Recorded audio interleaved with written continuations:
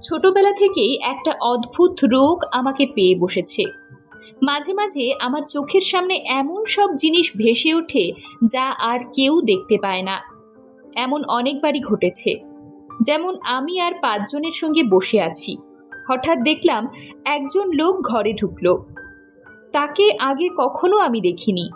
আমি হয়তো অবাক হয়ে লোকটির দিকে তাকিয়ে আছি।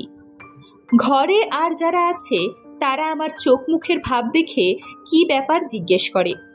আমি উল্টে তাদের প্রশ্ন করি, যে লোকটা ঘরে ঢুকলো সে কে?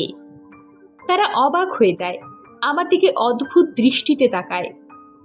আমি নাকি মানসিক রোগে ভুগছি, আমার শরীর নাকি ভালো নেই।